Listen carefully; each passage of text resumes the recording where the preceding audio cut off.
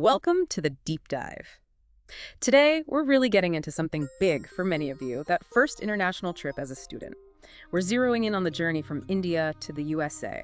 There's so much info out there, it can be, well, a bit much. Our goal here is to cut through that noise and give you the essentials for a really smooth, confident start. Exactly. It's such an exciting time for students, this big adventure. But let's be real, it can also feel pretty overwhelming. Yeah. So yeah, our aim today is to unpack some really practical tips, help you make smart choices, from packing your bags right up to picking the best flights. Okay, let's unpack this then, starting right at the beginning. Yeah. Laying the groundwork. What are the absolute must-dos before you even think about booking anything? The foundations. Right. First things first. Organization is key. It sounds boring, maybe, but it's critical. We're talking documents. Obviously, your passport, your visa, super important. But also copies. Copies, right. Like physical copies and digital ones. Both, definitely. Hard copies tucked away safely, and digital ones maybe on your phone or stored in the cloud. They're lifesavers if you lose the originals. And check those flight tickets, check in details, hotel bookings, have them ready. And visas. Some countries you don't need one, others you absolutely do, well in advance. So give yourself plenty of time for that application, seriously. What about transit visas? I hear people get caught out by those. Ah, yes. That's a big one. If you have a long layover somewhere, you might need a transit visa even if you're just switching planes, especially if you want to leave the airport. It's a common oversight, so double check your whole route. Oh, and don't forget specific requirements for the U.S. university itself. Sometimes they need specific health certifications, like vaccination records. Get those sorted early, too. Okay, that's really solid advice on the paperwork. Now, packing. The classic student dilemma. Fitting your life into, what, 2 suitcases? How do you tack smart and light? Yeah, the suitcase puzzle. Making a list is your best friend here. Seriously. Think essentials. Mix and match clothes. Rolling clothes instead of folding genuinely saves space. Try it. But the crucial thing, that emergency pack in your carry-on. The emergency pack, what goes in that? Your absolute essentials. ID, passport copy, visa copy, flight details, wallet, essential medications, and this is key, 1 full set of clothes. 1 set of clothes, why? In case your checked luggage gets delayed, or worst case, lost, it happens. Having that change of clothes means you're not stuck in the same outfit for days while they find your bag. It's your immediate backup plan. That makes so much sense. Are there things students often forget, like for dorm life, or stuff that's way more expensive in the US? Good question.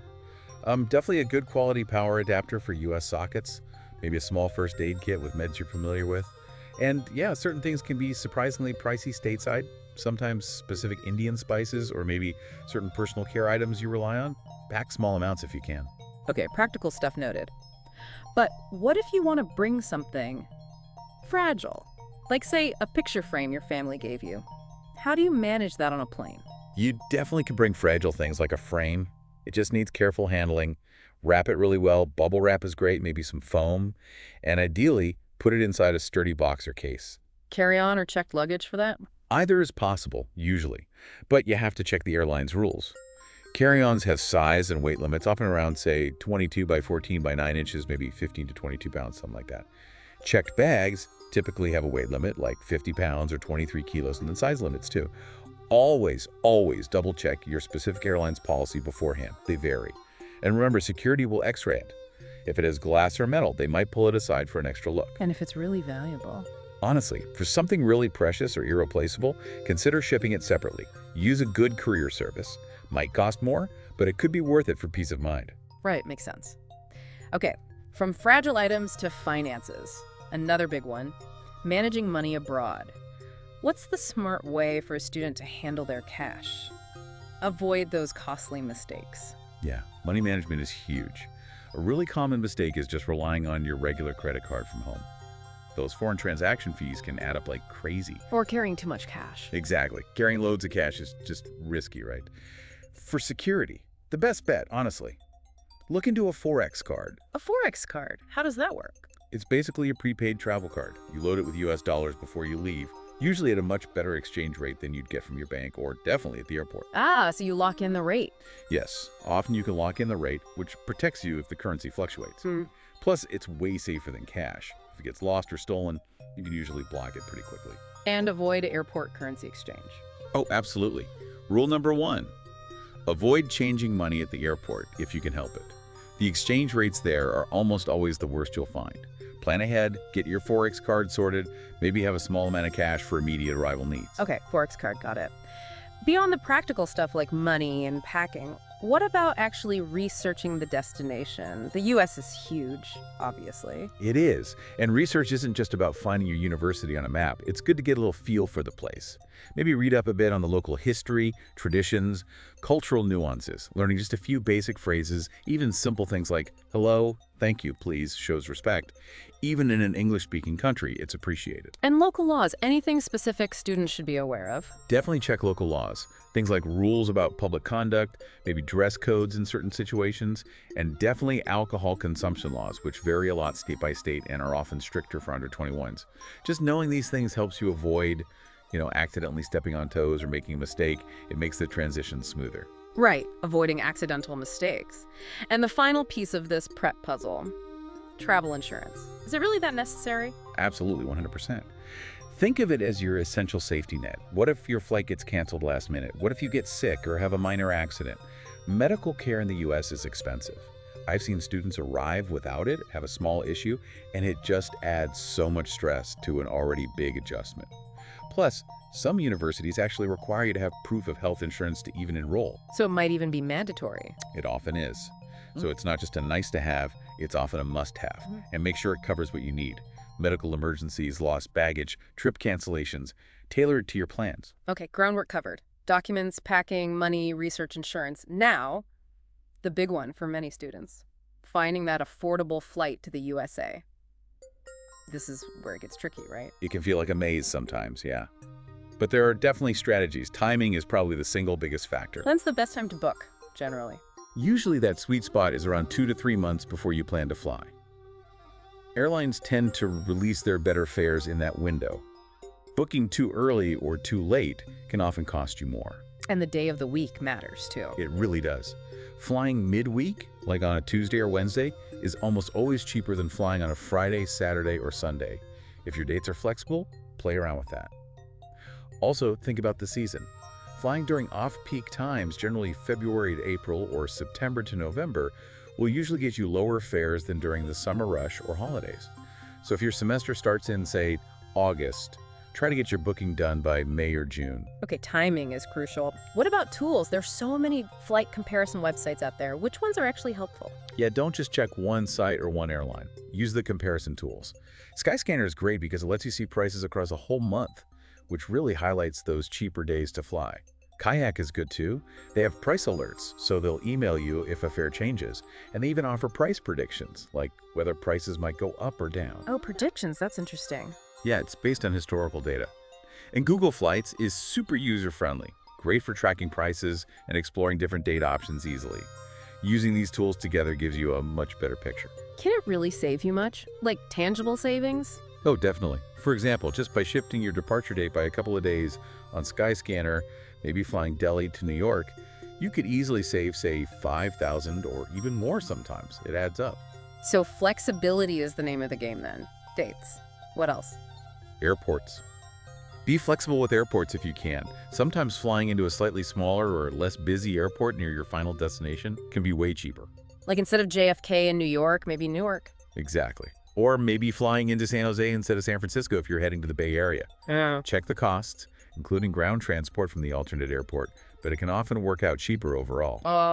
And definitely set up those fare alerts we mentioned. Hopper, Kayak, Google Flights, they all do it. Airlines adjust prices constantly, so an alert means you won't miss a sudden drop.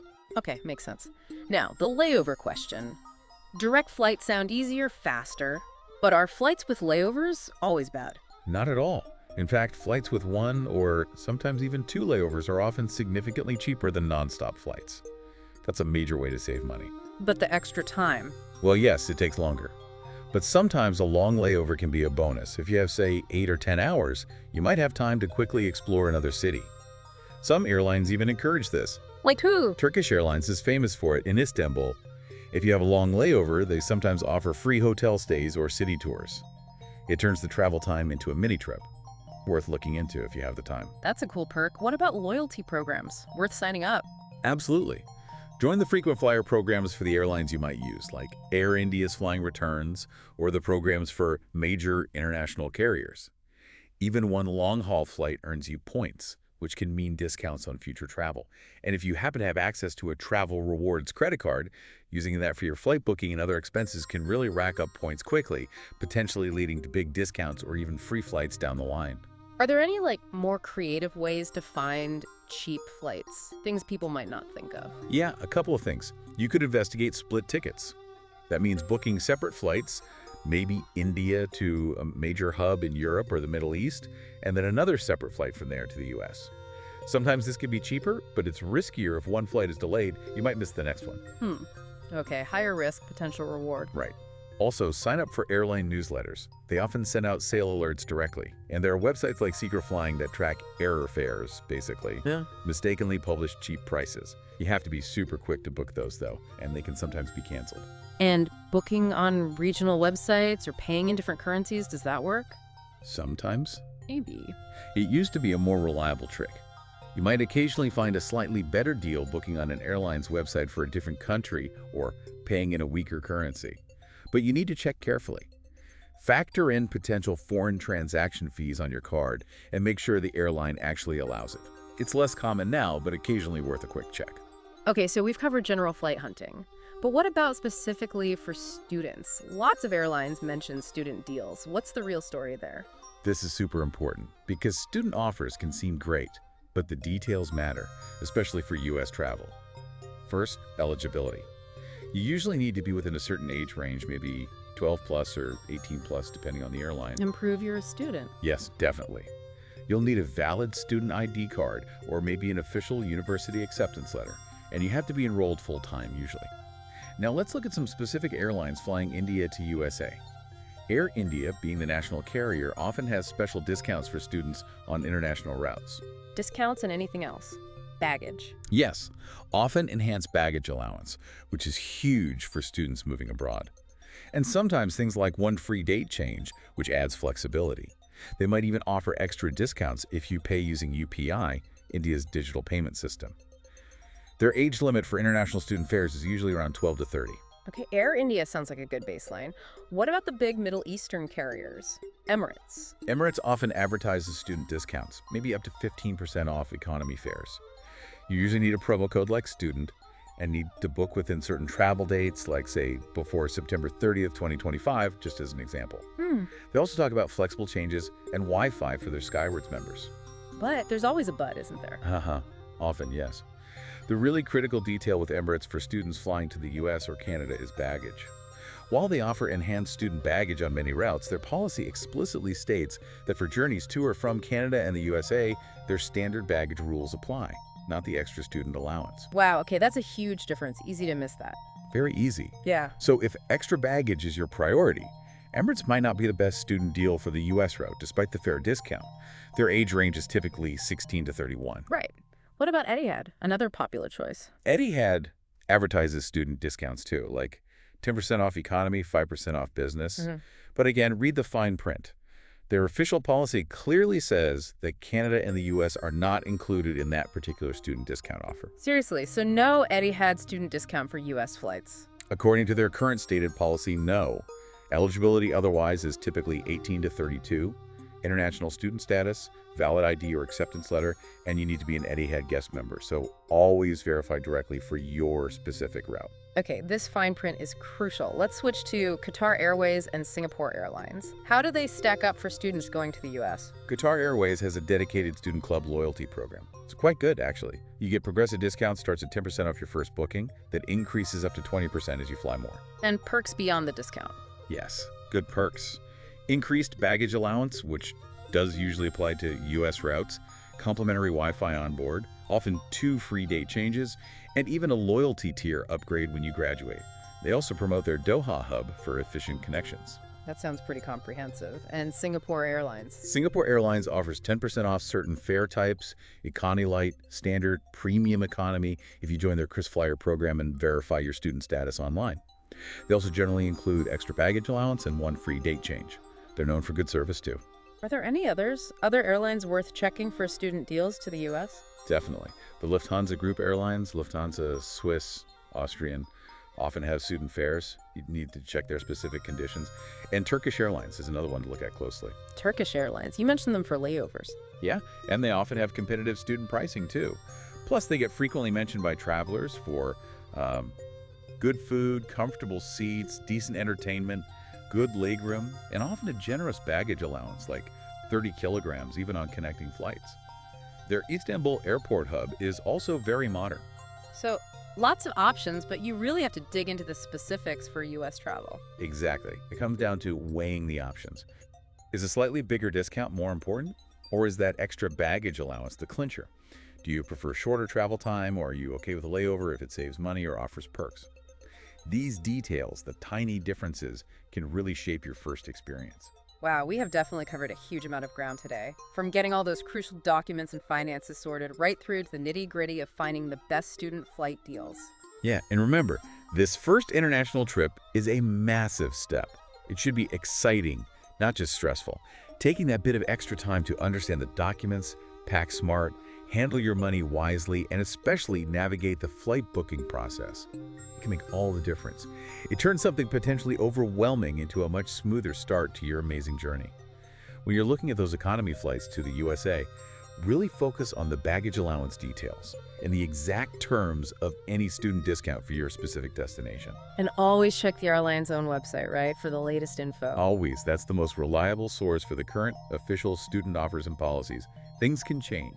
Well, we truly hope this deep dive leaves you feeling much more prepared, more confident as you get ready for your adventure. Absolutely. All the very best with your planning and your travels. And we'll meet again soon to discuss another important subject.